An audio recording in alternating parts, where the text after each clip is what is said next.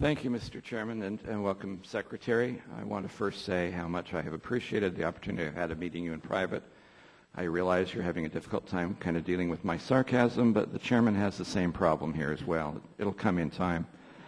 And I do want to thank you in those private meetings of your emphasis on the idea of collaboration and your willingness to assist us in some things we're doing, and emphasizing that obviously a legislative solution is far better than a rulemaking solution. So thank you very much for those efforts. I look forward to it. I have a couple of parochial issues I want to ask you about, and part of it is based on a FOIA request that we just got. I just received information about it yesterday that comes on the idea of sage grouse from your National Technical Team on Sage Grouse report.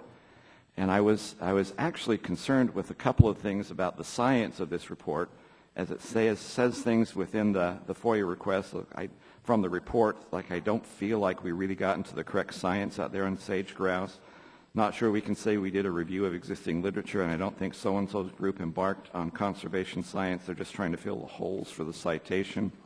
Some of the longer-term concerned comments were not addressed and can be discussed later to address some of the science shortfalls brought up by the science team. They feared they would be challenged, blowback was the word they used, by outside groups. My favorite one is, because I don't understand it, is I am missing something.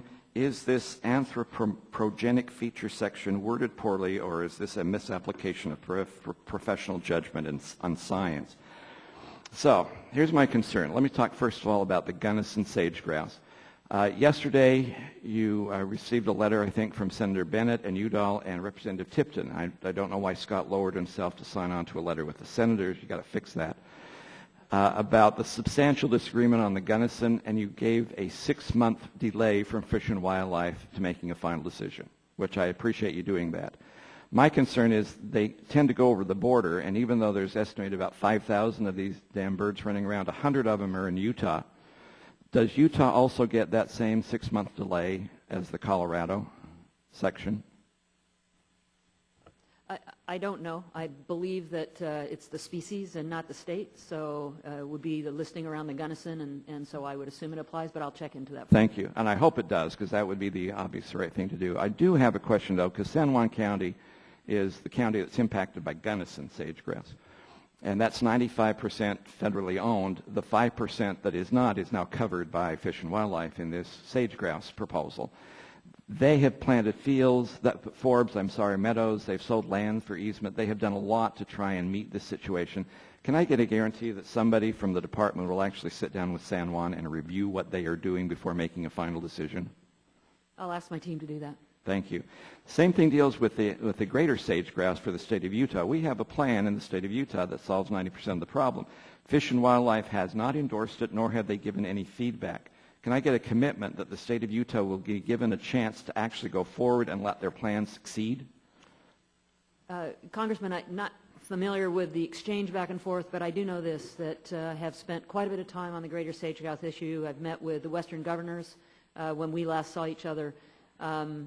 Sage grouse is a huge issue. It's a great illustration of states working together with the federal government and private landowners to try and address habitat so a listing does not become necessary for the species. And I know from talking to my colleagues they want to work very closely with the state. So I presume that that means a yes in case of Utah's plans, that they want to know what you're doing and work alongside you to address that. The state plan is a good plan. I want to have the chance of succeeding. And I do mention that some of these court sue and settle mandate dates that we have, like September 2014, is not going to be a necessary effort to do that.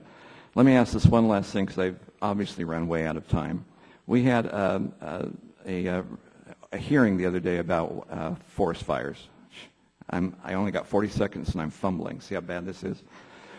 What we found out about then is that the budget for treatment and fire reduction has been cut by the administration, but at the same time the Secretary of Agriculture wants to spend $400,000 to buy more property, which is to me a gross misuse of funds and exacerbates the problem.